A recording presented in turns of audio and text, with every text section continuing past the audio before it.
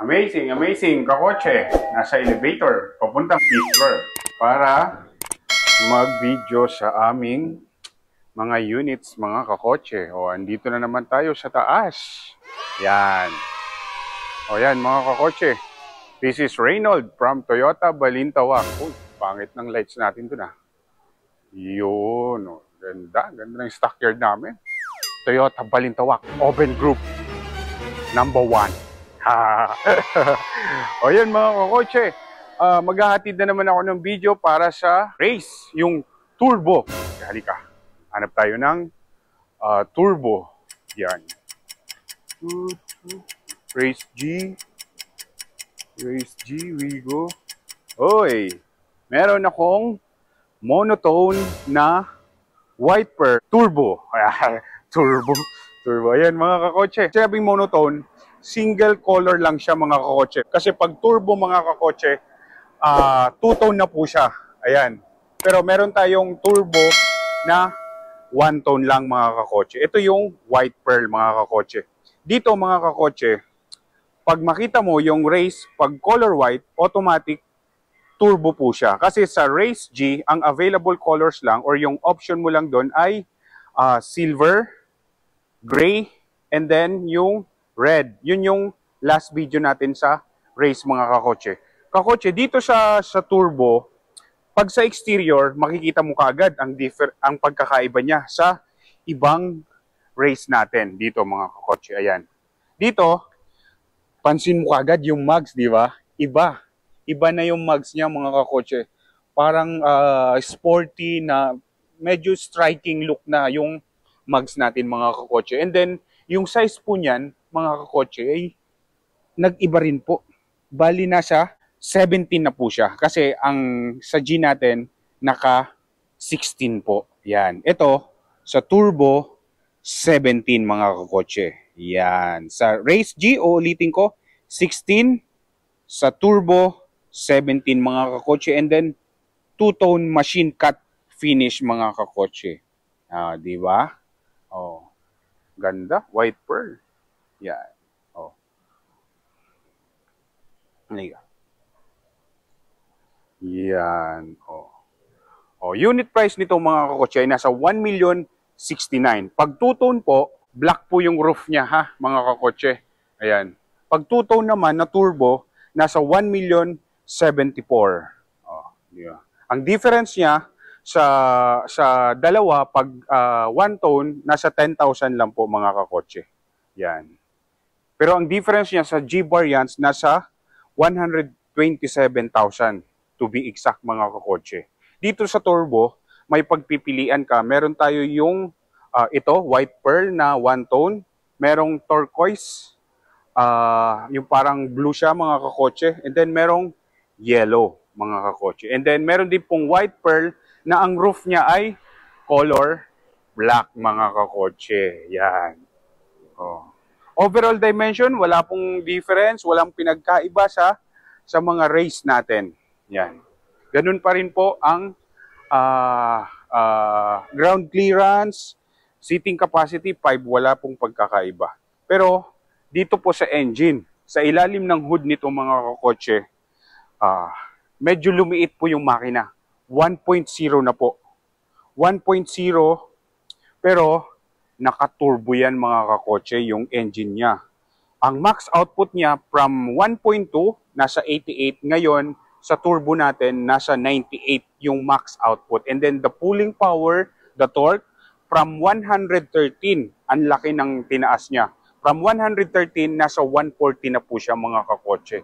Yun po yung torque niya or yung pulling power. Maliit yung size ng engine, 1.0, pero mas mataas po yung torque and then yung max output niya mga kakotse. So yung tendency, maliit yung engine, so yung fuel efficient siya, pero hindi ka titipirin sa hatak tsaka sa bilis mga kakotse. Kasi naka-turbo po siya mga kakotse. Yan. Fuel tank capacity, 36 mga 36 po. Same lang po sila sa lahat po ng race natin. O tulad nga ng nabanggit ko, ang difference lang po niya ay yan. Oh, malaki yung mugs, nasa 17, tapos two-tone machine cut finish. Yan, mga kakotse.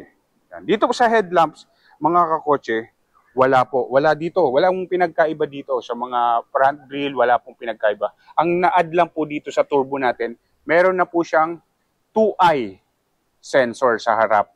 Di ba? Sa Race G, sa likod lang po. Dito sa turbo, may na-add po na 2-eye sensor, mga kakotse. Yan po yung tawag dyan ay clearance sensor pag nasa harapan. Pag sa likod naman is back sensor or back sonar, mga kakotse. Dito sa interior, dito na yung may mga difference sila, mga kakotse. Halika. Yan. Smart entry. Yan. Dito sa interior, mga kakotse, dito na marami na siyang na dagdag or na-add. Yan. Pansin mo kaagad, di ba? Ang laki ng infotainment or yung audio niya, mga kakotse. Kasi ang size na niyan, mga kakotse, tumaas din po or lumaki po. Nasa 9-inch na po siya. 9-inch na yung display audio niya or yung infotainment, mga kakotse. Dito sa interior, yan, fabric seats po siya pero may synthetic leather na po sa gilid. Ayan, no? Yan, may mga leather na. Ayan, iba na yung upuan niya. Ayan. Oh. May leather accent po.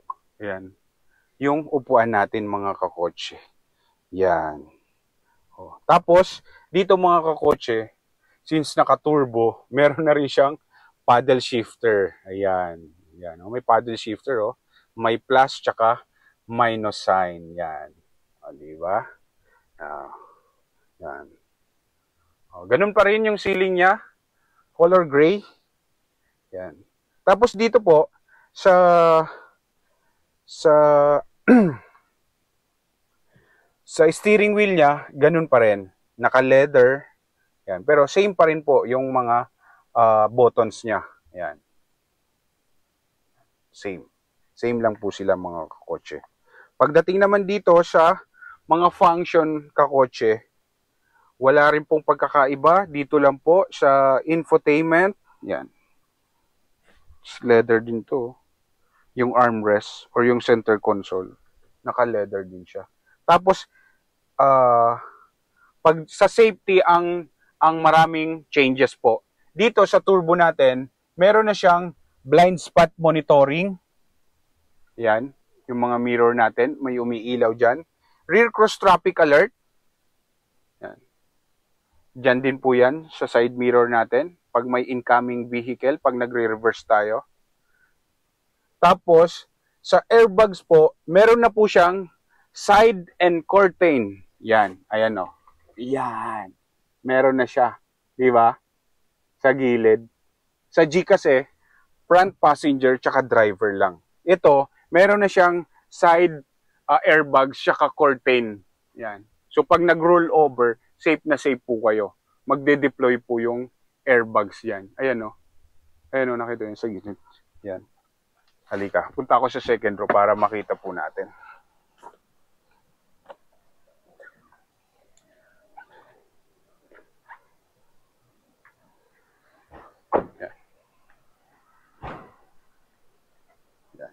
Dito sa turbo natin, meron na siyang additional sa safety.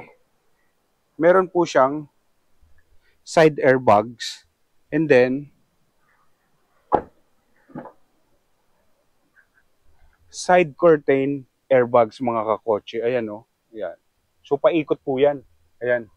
Pag nag-roll over siya or tumayo-loob. Yan, gano'n. Nag-bicol na ako, mga kakotse. Yan. Meron po siyang side curtain airbags, mga kakotse. Try nga natin dito kasi may nag-request na upuan ko daw dito sa or pakita ko daw yung interior niya, mga kakotse. Yan. Oh. Oh, ito yung upuan niya. Oh, may pagka-leather talaga siya, oh. May synthetic leather, oh. Ito yung fabric niya. Yan, nice, mga kakotse. Pero kung ako sa'yo, hindi ko na kukunin yung seat cover nito kasi may pagka-leather na siya, eh. Ayan, oh, leather, seat bucket niya. Yan, yan yung interior niya, mga kakotse. Maluwag siya, ah. Ayan, oh. Second row ako, ito mo, oh. Ilang, oh, kalahating or mag-iisang dangkal pa siya, mga kakotse. Yan. O, di ba? Hmm.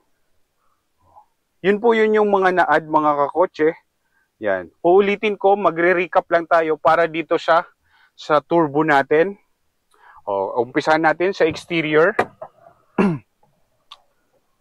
Pasensya na mga kakotse, medyo marami na naman kaming unit, kaya mahirap mag-iikot-ikot na naman dito mga kakotse. So recap lang tayo mga kakotse para sa turbo natin. Yan. Sa turbo mga kakotse, ang difference niya, pagdating sa exterior, two-tone, 17-inch yung mugs. Yan o. O, diba? Striking yung mugs nyo. Sporty. Tapos, pag white pearl, automatic naka-turbo po yan. Tapos meron din tayong mga turbo na two-tone po. Black po yung roof niya mga kakotse ha. Yan. Oh. Yan. Oh. Tapos sa engine niya, 1.0 na po. Ang max output from 88, naging 98 na siya. And then the torque, from 113, naging 140 na po siya mga kakotse. Yan.